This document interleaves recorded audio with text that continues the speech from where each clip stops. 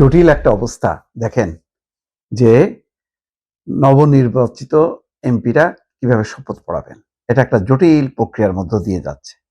বলা হচ্ছে যে প্রধান উপদেষ্টার পরামর্শক্রমে রাষ্ট্রপতি যে কোনো ব্যক্তিকে শপথ পড়াতে পারবেন এবং 3 দিনের মধ্যে যদি কোনো কারণে সেই ব্যক্তি শপথ পড়াতে না পারেন তাহলে কি হবে, নির্বাচন কমিশনার সিইসি নিজেই শপথ পড়াবেন।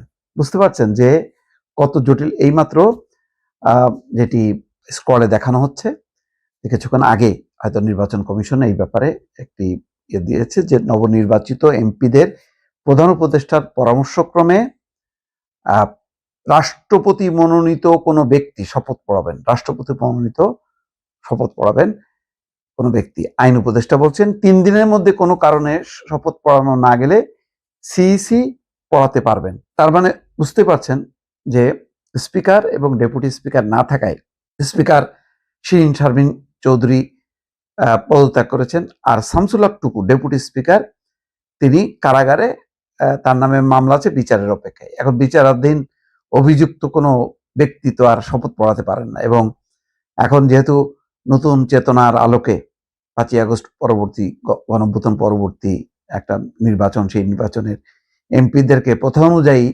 স্পিকার বা ডেপুটি স্পিকার পড়াবেন, এটা গ্রহণযোগ্য হবে না।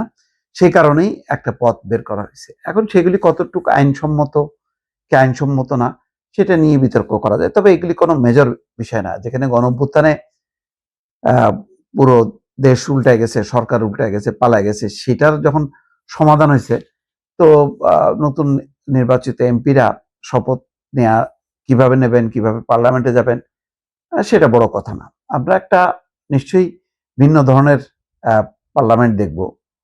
বিষয়টা শপথ পড়ানোর চেয়ে বড় কথা হলো যে সংস্কারগুলো বাস্তবায়নের প্রক্রিয়াটা সরকার এবং বিরোধী দল যেভাবে কিভাবে মেনটেন করবেন সেটা বোঝা যাচ্ছে না। যদি 1/3 সংখ্যাগরিষ্ঠতা পায় 180-র উপরে বিএনপি বা জামাত, তাহলে মানে কোনো সমাধান নেই। কিন্তু যদি সমস্যা হবে না, দ্রুত করাতে পারবেন। যদি সেটা না হয়, ঝুলন্ত পার্লামেন্ট হয়, সংকট কিন্তু হবে সেখানেই।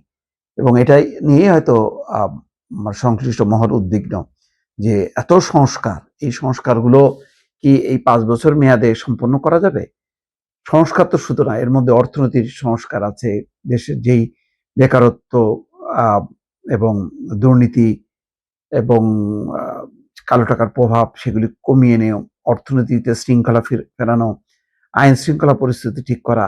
এটা সংসদ যদি একেবারে সরকার বিরোধী, এটা যেমন বলা হচ্ছে জাতীয় সরকার গঠন করার কথা, সেইটা মাথায় না রেখে সংসদ সদস্যরা মানে পুরো সংসদ যদি ঐক্যবদ্ধ থাকে তাহলে অনেক সমস্যা দ্রুত সমাধান হবে। তা নাহলে কিন্তু ওই শপথ পড়ানো যেভাবেই হোক না কেন, বলে না, নাম যাই হোক না কেন, কামটা হচ্ছে আসল।